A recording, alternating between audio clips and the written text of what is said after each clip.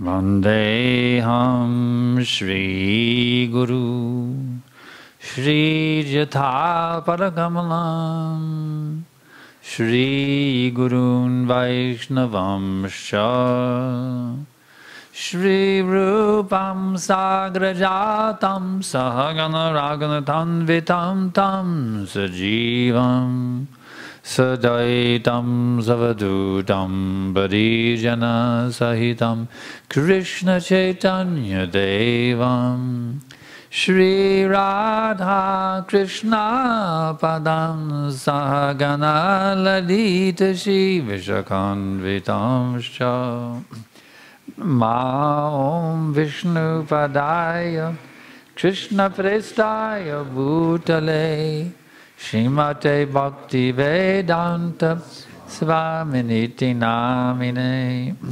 Namaste Sarasvate Deve Gauravani Pracharine Nirvishesha Shunyavadi Paschatya Deshatarine.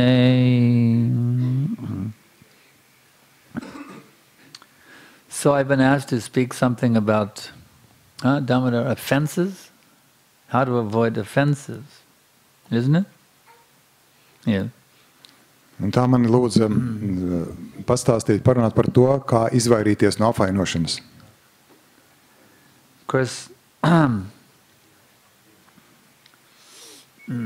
somebody may not know what does it mean, an offense.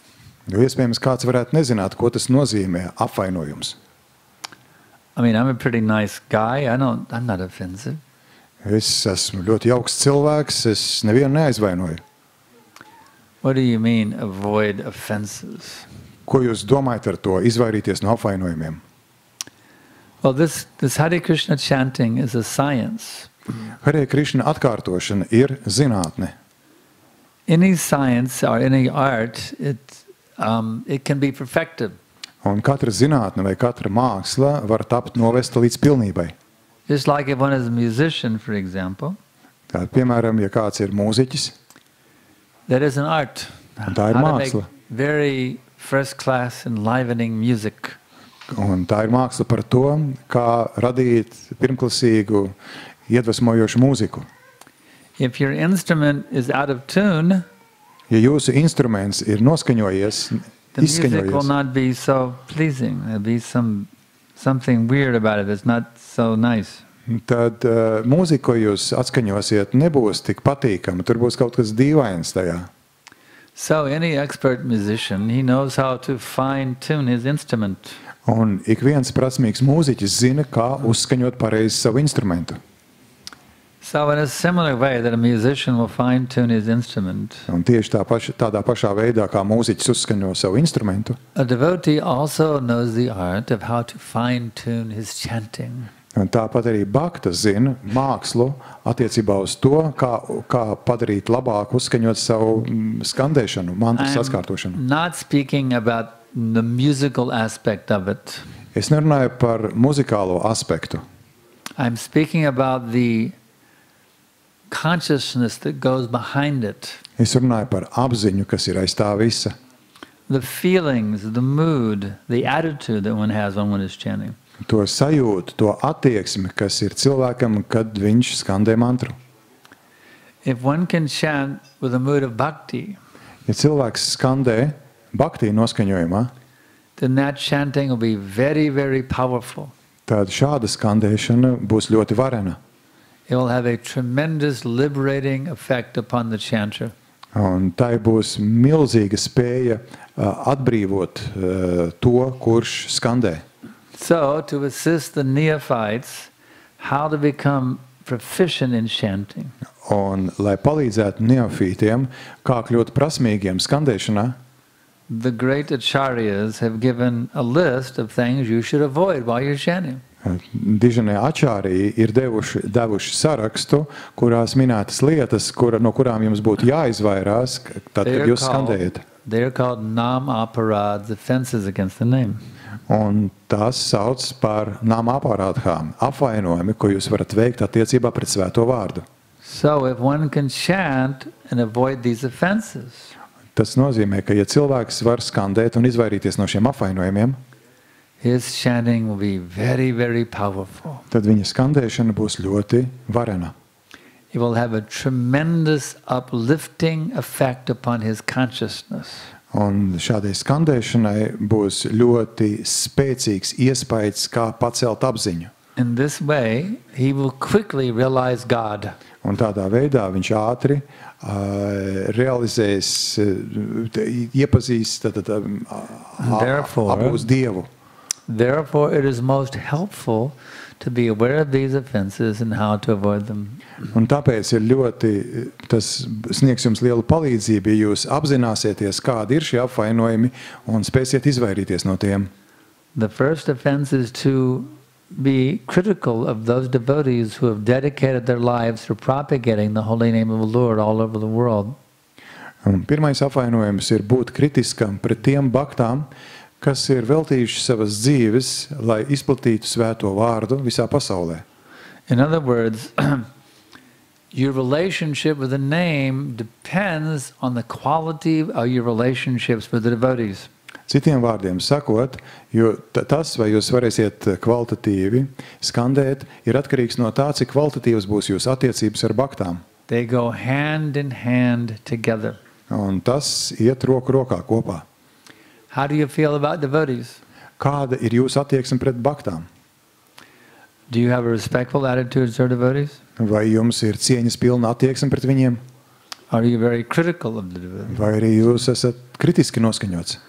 Our relationship with the name runs parallel to our feelings we have towards devotees. Mūsu attiecības ar svēto vārdu iet roku rokā ar mūsu attiecībām, kādas ir ar baktām. Some people are very respectful to the deities. Daži cilvēki izrāda cieņu dievībām, but they don't respect the devotees. Bet viņi neciena baktas. They're very proudly thinking, well, I'm a devotee of Krishna, and I don't need to be devoted to the devotees of Krishna. Viņi ir lepni domā, ka es esmu Krišnas bakta, un man nav jāuztic, man jākalpo citiem baktām. Such persons are known as neophytes or kanishta adhikaris. Un tādus sauc par neofītiem vai kanishta adhikari. Their Krishna consciousness is not very solid. Un viņu Krišnas apziņa nav pārāk stabila. They can fall down at any time. Un viņi var krist jebkuru mirkli. So to become solid in this chanting process, un tātad, lai nostiprinātos šajā te skandēšanas procesā, one needs to have a very respectful attitude towards Vaishnavas. Ir nepieciešama cieņas pilna attieksme pret Vaišnaviem. That's the first point. Tas ir pirmais punkts. The second point is to consider the name of Krishna to be in a category all by itself. It's not like chanting Durga Durga or Shiva Shiva. Otra lieta ir, ka Krišnas vārds ir jāuztver, ka tā ir kategorija pati par sevi. Tas nav tā, kā atkārtot, piemēram, Durga Durga vai Shiva Shiva. The fact is that Krishna is the Supreme Lord. Fakts ir tas, ka Krišna ir Dieva augstākā personība, augstākais kungs. There are many different demigods like Shiva, Brahma, Indra, Ganesh, Sarasvati, etc. Ir ļoti daudz dažādu padievu, kā piemēram Sarasvati, Ganesh, Indra, Shiva. But they are not the supreme Godhead. Bet viņi nav augstākais Dievs. So one should never think that chanting Krishna's name is like chanting the name of a demigod.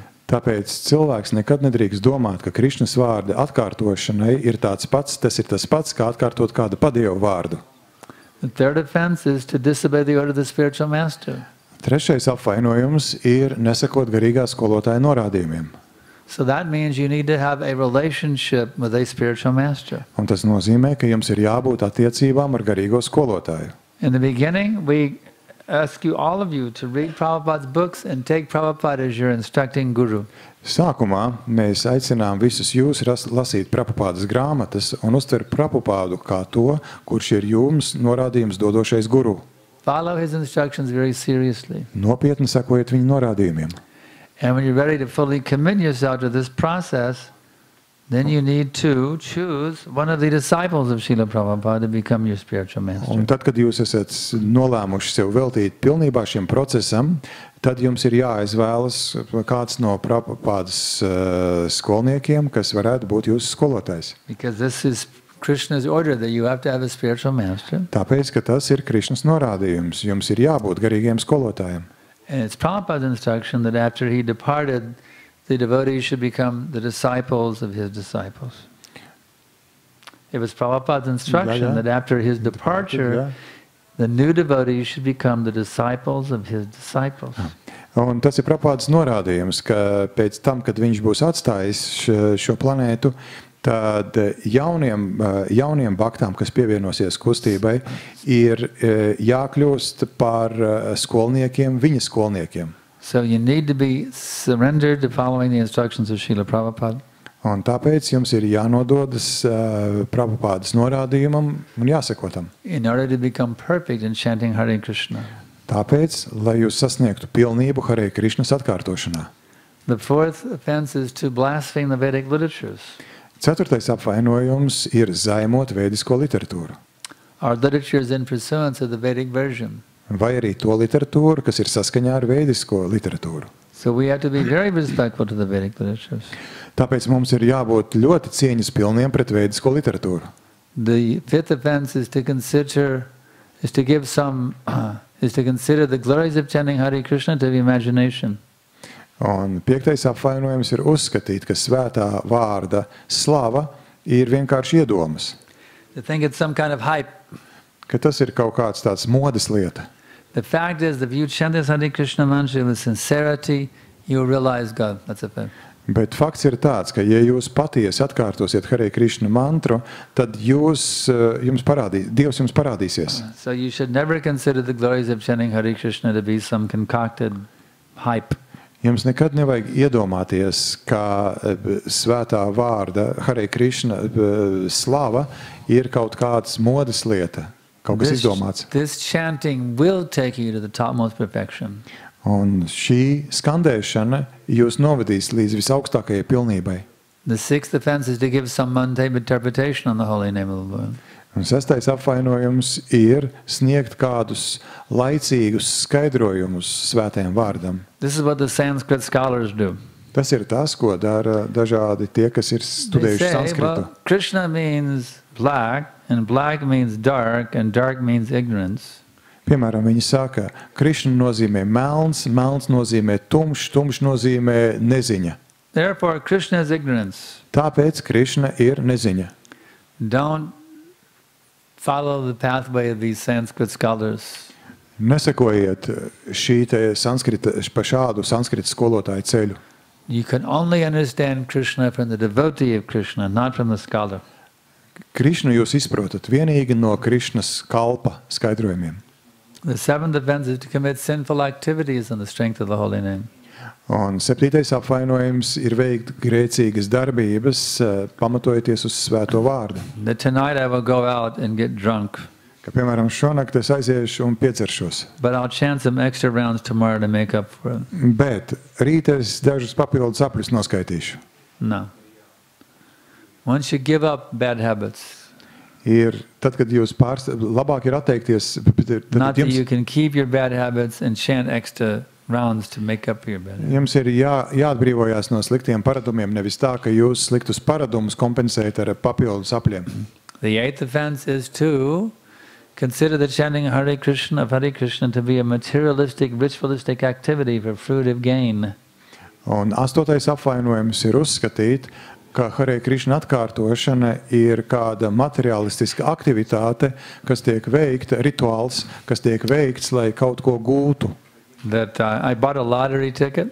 Es nopirku loterijas biļeti. So now I'm going to chant some extra japa so I can win the lottery. Un tagad es dažus džapas apļus noskaitīšu, lai tikai vinnētu loterijā. Don't chant japa for any material benefit. Neskaitiet džapu, lai gūtu kādu materiālu labumu. We don't need material benefit. Mums nav nepieciešama materiāla labumi. If you surrender to Krishna, all material benefit will automatically come. Ja jūs uzticat sevi Krišnam, tad visi materiālie labumi automātiski būs. Do not use the holy name to try to gain material benefit. Neizmantojiet svēto vārdu, lai gūtu kādus materiālus labumus. Simply chant Hare Krishna to awaken the pure love of God within your heart. That's Atkārtojiet Hare Krishna tikai tāpēc, lai atmodinātu sevi mīlestību uz Dievu. The ninth offense is to maintain material attachments. Devītais apvainojums ir uzturēt materiālas pieķeršanās. Even after you've heard so many different slokas and lectures on this subject matter. Arī pēc tam, kad jūs esat dzirdējuši tik daudz šlokas un lekcijas par doto tēmu. And the ninth offense is to not have complete faith in the chanting of the holy names. The ninth offense is to preach to the faithless persons. Atvainojiet, devītais apvainojums ir sludināt neticīgajiem. In other words, you should only tell people what they can appreciate. Don't tell somebody beyond what they can appreciate. Citiem vārdiem sakot, tas nozīmē, ka cilvēkiem sakiet tikai to, ko viņi var pieņemt. Nesakiet neko tādu, ko viņi nav gatavi pieņemt. You go up to somebody in the street and you say, you know, Hare is addressing Radharani. Ja jūs pieiet kādam uz ielas un sakat, Hare nozīmē, ka jūs vērsies pie Radharani. You see that you don't give high-level training to the new person. Tad jūs nedodat augsta līmeņa apmācību jaunam cilvēkam. You have to explain it in a very elementary way to the beginning person, not in a very advanced way to the beginning person. Iesācējiem jums ir jāizskaidro ļoti vienkāršos terminos, nevis sarežģītos. As someone advances, then you can explain in a more high-level way. Un ja kāds virzās uz priekšu, tad jūs varat sniegt skaidrojumu jau augstākā līmenī. You can explain in a high-level way to a beginner, they may make offense. Un ja jūs sāksiet skaidrot augstā līmenī iesācējiem, tad viņi var veikt apvainojumu. And then the 10th offense is not have complete faith in the chanting of the holy name. Un tā 10. ir apvainojums ir, ja nebūt pilnā ticībā svētajam vārdam. Maintaining material attachments, you see. Un uzturēt sevi vēlmes saglabāt materiālas pieķeršanās. So if you can avoid these offenses while you're chanting, un jūs varat skandēšanas laikā izvairīties no šiem apvainojumiem, and try to feel how Krishna is present when you chant his names. Un censties sajust, kā Krišna ir klātesošs tajā brīdī, kad jūs skandējat. Then you will make tremendous progress every time you chant Hare Krishna mantra. Tad katru reizi, kad jūs skandēsiet Hare Krishna mantru, jūs veiksiet milzīgu progresu. Your heart will be filled with bliss. Jūsu sirds būs pilna svētlaimes. You'll have so many transcendental realizations. Jums būs tik daudz pārpasaulīgu realizāciju.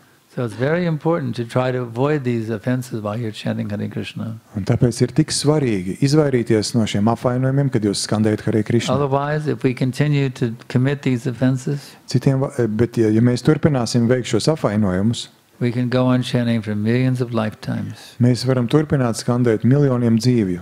And never get out of the cycle of birth and death. Un tā arī netikt ārā no šī piedzimšanas un nāves cikla. So therefore, take this very seriously. Tāpēc pieņemiet to ļoti nopietni. To become a master of chanting Hare Krishna. Lai kļūtu par meistaru Hare Krishna skandēšanā. So I can ask now if there's any questions. Un tagad es jautāju, vai ir kādi jautājumi? Būs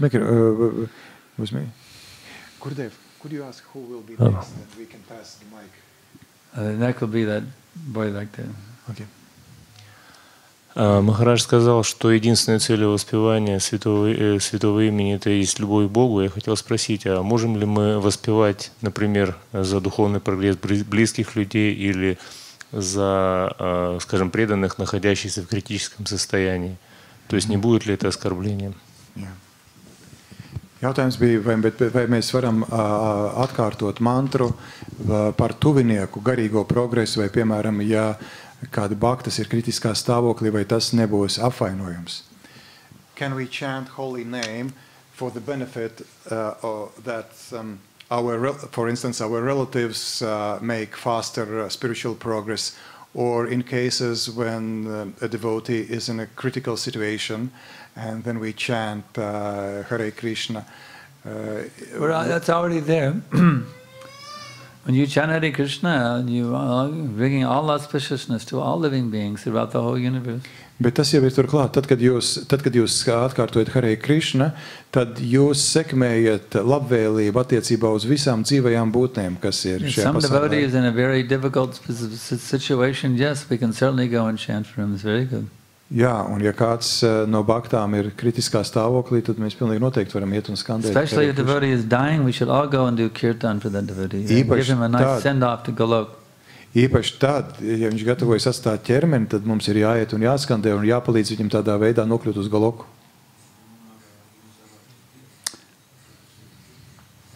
Ribal Maharaj. Es gribēju pajautāt, bet kāpēc man būtu jāatgriežas uz garīgā valstībā? Nu, kāds varētu teikt, es šeit, te arī ir labi, es nedaudz pacietīšu, bet principā visi jau labi ir. Well, the question is, why should I go back to the spiritual world? Well, life is not so, it's pretty nice here as well. There are some problems, but I can stand them. It's fine to be here. If you want to stay here, you're welcome. Ja jūs vēlaties palikt, laipni lūgt. And at the end of the Kali Yuga, there'll be no fruits. Kali Yuga beigās nebūs augļu. No flowers. Nebūs ziedu. No vegetables. Nebūs dārzeņu. No milk. Ne piena. Just cannibalism, that's all. I eat you and you eat me. Kanibālisms, es ēdu jūs ēdat mani. When they invite you over for dinner, you will be the dinner. Un ja es jātu noķer, ja jūs man varat būt pusdienās. So if you want to stay for the end of Kali Yuga, there will be full facility for meat eating. Un ja jūs vēlaties palikt līdz Kali Yugas beigām, tad būs viss nodrošināts gaļādājiem. If you like, you can stay. Ja patīk, varat palikt. But those who strictly follow this process, they will all be back with Krishna. Bet tie, kas seko šim procesam, tie visi atgriezīsies pie Krišnas. Next question. Nākamais jautājums. Hare Krishna. Shri Gurudev, first offense is to blaspheme devotees who are spreading holy name in the whole world. But you mentioned that it also applies to any devotee. So can you comment on that? To what devotee? Any devotee. All devotees. To any devotee, yeah. Did you get the question? No. Regarding the first offense, it is said that first offense if you blaspheme those devotees who spread Krishna's glories around the world. But then you mentioned once that it applies to any devotee. Yeah. Jautājums bija par to, tad, ka tas pirmais apvainojums, lai gan ir teicis, ka attiec tikai uz tiem, kas izplata Krišnas slavu visā pasaulē, bet reiz jūs teicāt, ka tas attiecās uz attiecībā pret jebkuru baktu. One should be respectful to all devotees. Cilvēkam ir jābūt cieņas pilnam pret visiem baktām. Even the Kanishta neophyte who is not preaching, we should also respect him. Arī pret Kanishtu neofītu, kurš nesludina, arī tas ir jāgodā. But the Madhyama Bhakta, the preacher, we have to be especially respectful to him.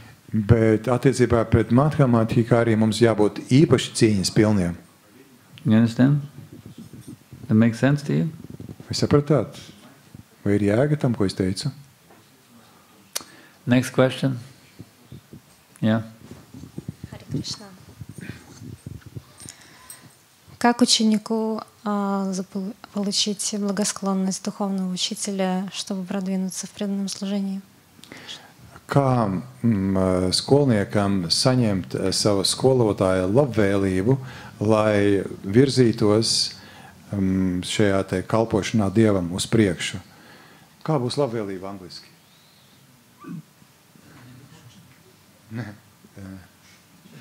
Viens nevar labvēlība. Benevolence varētu būt. Benevolence. Yeah. How a devotee can get benevolence from spiritual master to faster move forward in his spiritual progress. How to get the benevolence or the blessings of the spiritual master to move forward in one's spiritual progress? You have to surrender to him, become his disciple. Jums ir jāuztic sevi viņam, jākļūst par viņa skolnieku. Because Krishna says, inasmuch as they surrender to me, I reward them accordingly. Tāpēc, ka Krišna saka, tieši proporcionāli tam, cik lielā mērā kāds uztic sevi man, es viņu atalgoju. So the same thing applies to the spiritual master. He's Krishna's representative. Un tas pats attiec arī uz garīgo skolotāju. Viņš ir Krišnas pārstāvis. To the degree of your surrender to the spiritual master, you'll get blessings to go back to Krishna. Un tieši proporcionāli tam, kā jūs uzticat sevi, jūs saņemat arī svētību, atgriezties pie Krišnas. So you should completely dedicate your life. You choose one spiritual master and completely dedicate your life to that spiritual master. Tātad jūs izvēlaties garīgo skolotāju un pilnībā uzticiet savu dzīvi viņam.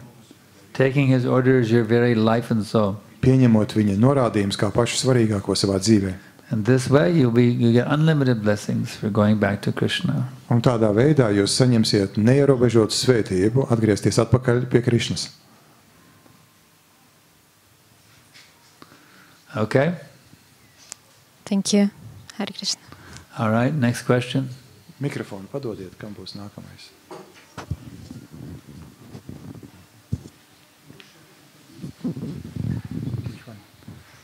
Which is the next? У меня вот такой вопрос. Если человек живет в неблагоприятных условиях и боится оскорбления святого имени, может ли он повторять мантру, панчататва мантру? Неблагоприятных условиях И боится иногда невнимательности повторения святого имени. Ja cilvēks dzīvo neatbilstošos apstākļos un baidās no apvainojumiem, ko viņš varētu veikt mantras atkārtošanas laikā, vai ir pareizi, vai viņš var atkārtot pančatatvas mantru?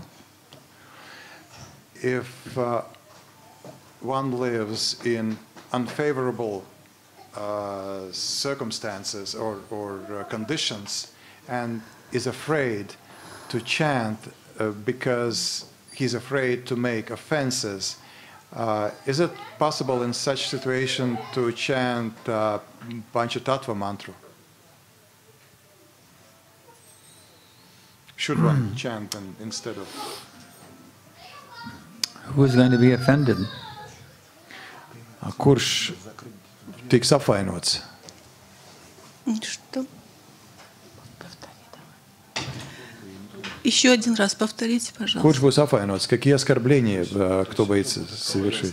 Кого это оскорбляет? Я боюсь сама оскорблений, невнимательности, понимаете? Я живу в таких условиях, что мне приходится сталкиваться с людьми довольно нечистыми. Es dzīvoju apstākļos, kuros man nākas saskarties ar diezgan, nevis netīriem, bet tādiem, netikumīgiem cilvēkiem. Un tāpēc es baidos, no neuzmanības veikt apvainojumus. I'm living with people who are not pure, so I'm afraid that being inattentive, not being attentive enough, I am afraid to make offenses to the holy name.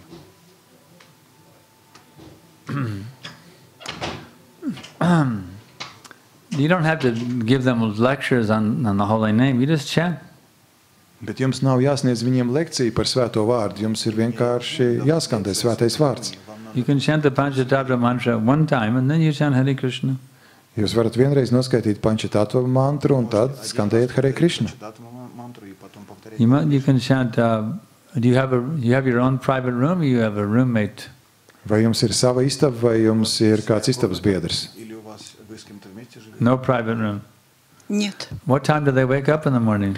Nav savas istabas. Un cikos viņi ceļās augšā? Your karmi associates, what time do they wake up?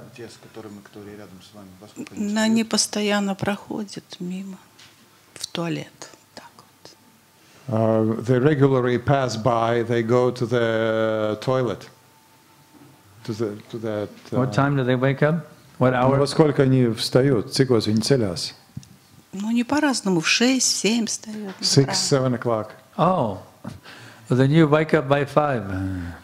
Tad jūs celieties 5. And you can quietly chant. You just sit there in the dark and quietly chant on your beads for 2 hours. Я понимаю, но они ложатся очень поздно. But they go to bed very lately. They go to bed. What time do they go to bed? Я нашла себе выход, я спасаюсь, я поклоняюсь Нарисимхе, да, и спасаюсь Панчататтвой мантрой. Вот поэтому очень боюсь повторения святого имени не в должной степени правильно. My solution, I worship Nrsimha and I chant Panchatattva mantra and I'm very afraid of making offenses. No, that's not a solution. Tas You nav should chant risinājums. the yoga dharma is to chant Hare Krishna. Don't concoct something new. Neizdomājiet kaut ko jaunu. Šajā laikmetā ir jāskandē Hare Krishna. You don't have to worry about their being irritated because they're going to be irritated no matter what you chant. Whether you chant Panchatattva or Nrsimha or Hare Krishna, for them it's all just some stupid mantras, no matter what you say. Nav svarīgi, ko jūs skandēsiet, vai jūs skandēsiet tādu mantru vai citu mantru, vai vispār kaut ko bezjēdzīgu. Tas vienalga viņus satrauks, un jums nav jāsatraucās par to, ka jūs kaut kādā veidā kairināt viņu uztvert. So you do your duty to chant Hare Krishna mantra. Jūsu pienākums ir skandēt Hare Krishna mantru, un tas jums jādara.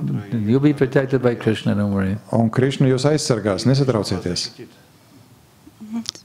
Спасибо. Next question. Nākamais jautājums. Ko darīt, ja liekas, ka mēs apvainojam bhaktu? Ko darīt, ja liekas, ka mēs apvainojam bhaktu? Yeah. What to do if I feel that I have offended a devotee? Beg forgiveness. Lūgt piedošanu.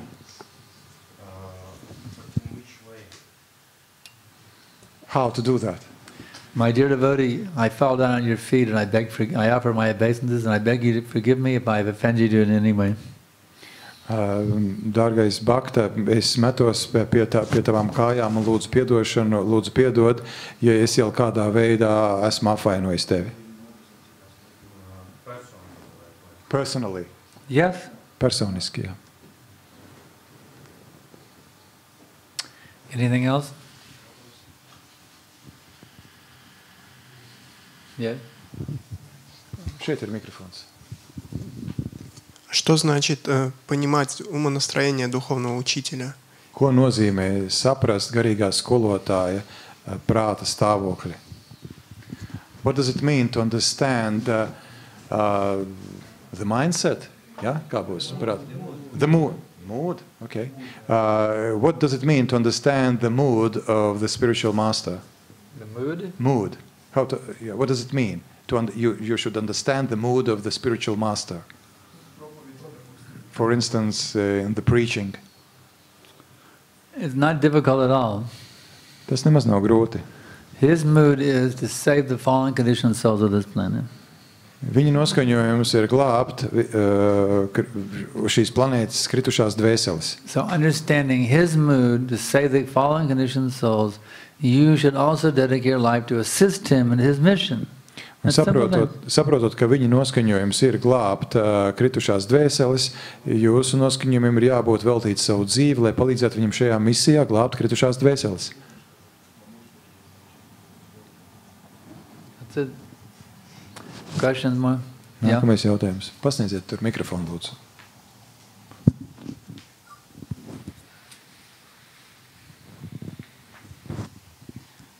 Махарадж, вы сказали на прошлой лекции, что преданный по-настоящему начинает прогрессировать, когда он принимает духовного учителя. А речь идет об официальной инициации или когда он принимает духовного учителя в сердце? Jūs teicāt, ka bhakta sāk progresēt tikai tad, kad viņš pieņem garīgo skolotāju. Vai runa ir par oficiālo iniciāciju, vai tad, kad skolotājs ir pieņemts sirdī? You said that the devotee really makes progress when one chooses the spiritual master.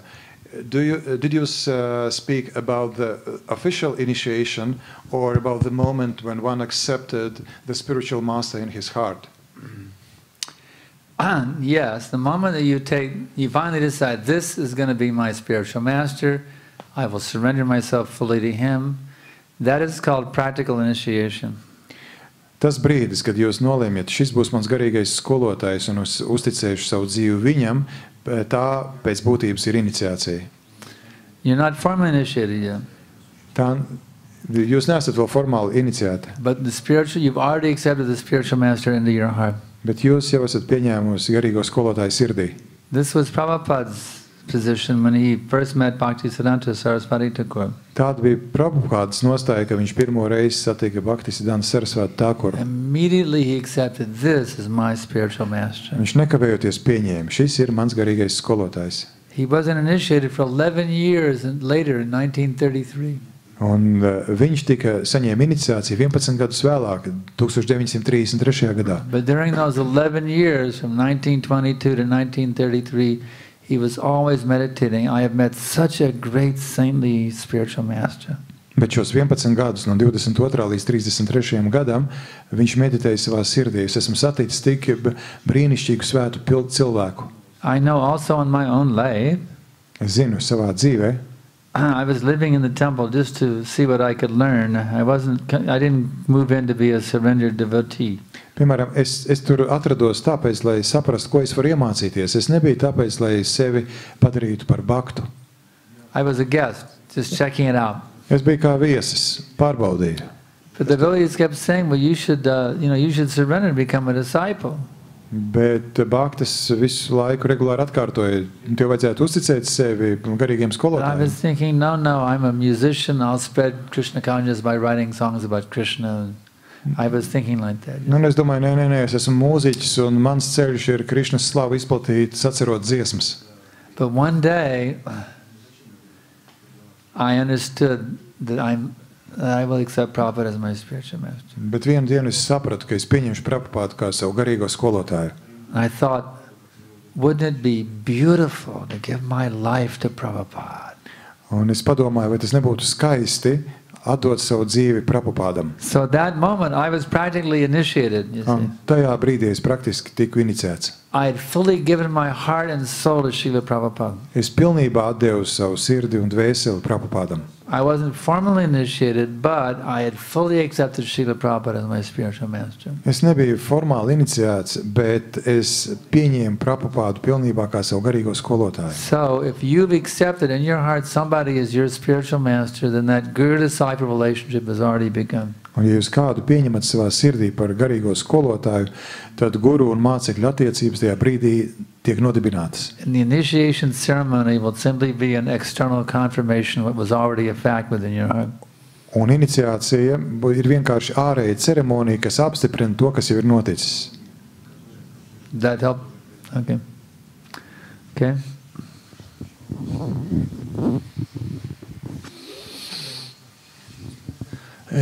Такой немножко похожий вопрос, только он касается повторения святого имени. Чем отличается повторение святого имени до инициации и после инициации? Kāda ir atšķirības starp svētā vārda atkārtošanu pirms iniciācijas un pēc iniciācijas? What's the difference between chanting the holy name before the initiation and after that? Well, there is practical initiation, as I just discussed. But there's formal initiation also. Ir praktiskā iniciācija, kā es to teicu, un ir formālā iniciācija. One who has actually fully given their heart and soul to the spiritual master. Tas, kurš pilnībā savu sirdi un dvēseli ir nodevis garīgiem skolotājiem, when they chant Hare Krishna, it is much more powerful than someone who has not yet done that. Tad, kad viņi skandē Hare Krishna, tas ir daudz spēcīgāk nekā tad, kad skandē tie, kas to nav izdarījuši vēl. One might ask, why? Un kāds varētu jautāt, kāpēc? That is answered by Krishna in the Adi Purana. Un Adi Purānā Krishna to atbild uz šo jautājumu. He states, Ye me bhakta jana parata, na me bhakta shtate janaha, mad bhakchanam te ye bhaktas, te me bhakta tamamata. He says, my dear Arjuna, son of Pritha, Viņš saka, mans dārgais Arjuna, Prithas dēls, the one who is my devotee, tas, kurš ir mans bhakta, not my bhaktas, he is not my devotee, tas nav mans bhakta, but the devotee of my devotee, bet mana kalpa kalps, mana bhaktas bhakta, he is my devotee. tas ir mans bhakta. So when you actually fully devote your heart to the bona fide spiritual master, the representative of Krishna, Tad, kad jūs pilnībā nododat savu sirdi, uzticat savu sirdi garīgiem skolotājiem, kas ir Krišnas pārstāvis, that is when you're actually fully being accepted by Krishna as being his devotee. tajā brīdī Krišna jūs akceptē kā savu bhaktu. Does that make sense to you? Vai saprotat to? Yeah. We have maybe time for one more question. We end at 5:30, is that correct? Mums ir laiks vēl vienam jautājumam. 5:30? I got a sign from the back, singing and dancing at 5:30, it looked like. Okay, so we got time maybe for one more quick question. Vienam jautājumam ātram. Yes? Pasniedziet lūdzu mikrofonu. Hare Krishna. In material world, usually jiva suffers from loneliness. How to behave in this condition? Jautājums ir šajā materiālajā pasaulē dzīva cieši no vientulības. Kā izvairīties no tā? In the material world, jiva suffers from loneliness. How to avoid it?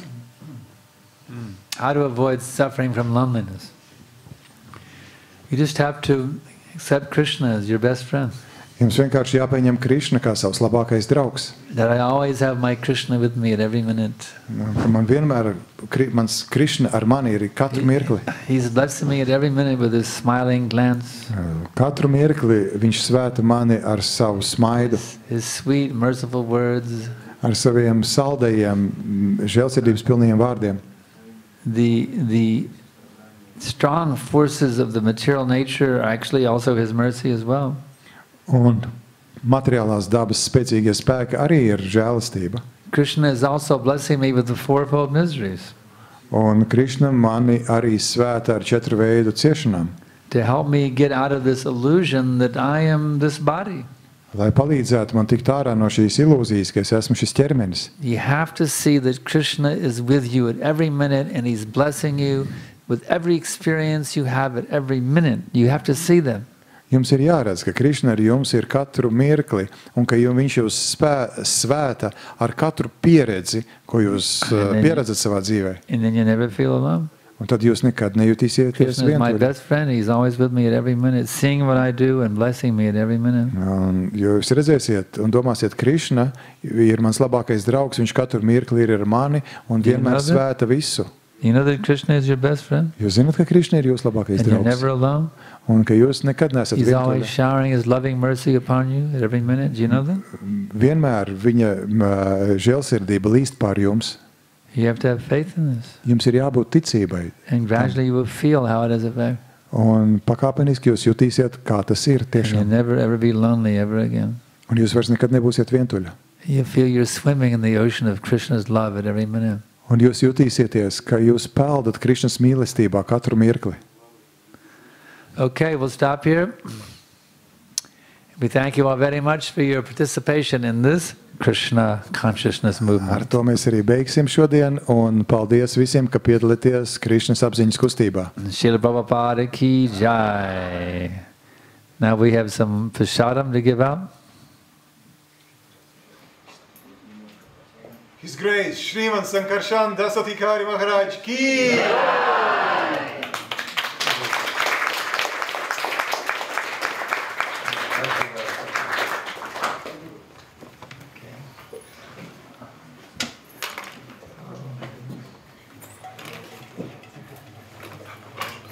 Nāciet lūdzu pēc žēlastības no skolotāja rokas. Everyone come quickly. Ātri nāciet, nekavējiet šeit.